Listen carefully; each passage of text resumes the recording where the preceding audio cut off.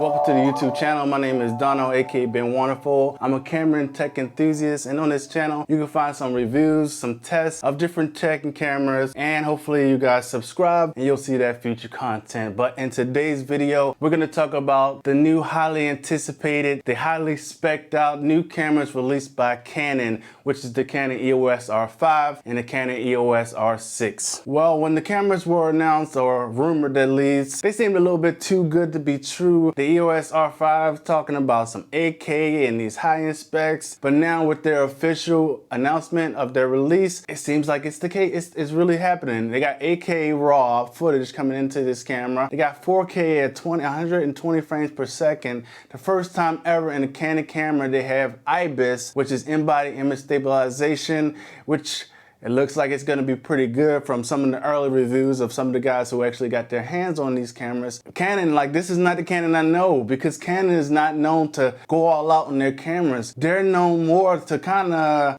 cripple, just like he says here. They're kind of known to cripple their cameras because in their mindset, at least in the past, they didn't want to cannibalize their higher end cameras, such as their cinema line, like the C200, C300, or whatever. These are the same guys that took out 24 frames per second for no apparent reason. Well, it was a reason, but like it's probably leaning more towards the, hey, I want to make sure that you buy these higher end cameras if you want that kind of spec. They did backtrack that and they did fix that. However, that's the same company that did it in the first place. So definitely did not see something like this coming from Canon, and it's a welcome surprise, by the way, let me just say that. But these cameras don't come, sorry about that, my camera battery died. But anyways, so these cameras aren't cheap. They come at a cost. The Canon EOS R5 is going to be $3,800 and the Canon EOS R6 is going to be $2,500. Now, in my opinion, when I first heard these cameras and all the rumors, I was anticipating about a $6,000 or more price tag on the EOS R5. I'm happy to say that it's not. So this actually got me a little bit enticed right here. So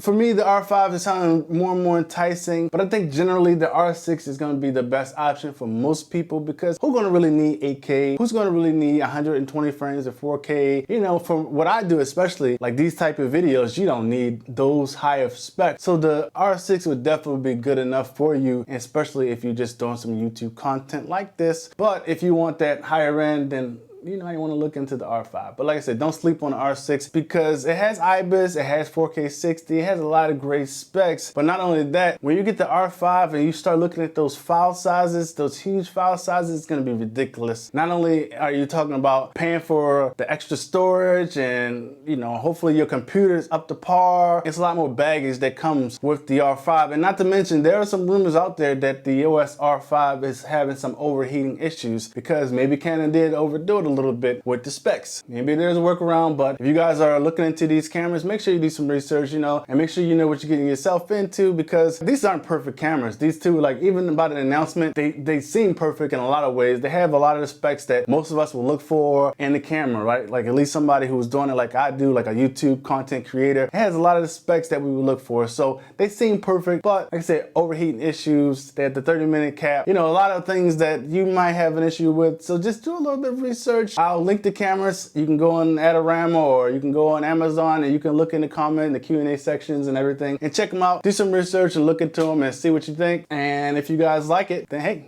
do what you do. Anyways, what do you guys think? What do you guys think of these new cameras? Are you guys going to get it? Are you going to get the R5 or the R6? Let me know in the comment section below. Let me know your thoughts on Canon finally releasing the camera and seemingly going all out for the first time since, you know, over a decade. If you like this video and subscribe for future content, and I'll see you guys on the next video. Peace.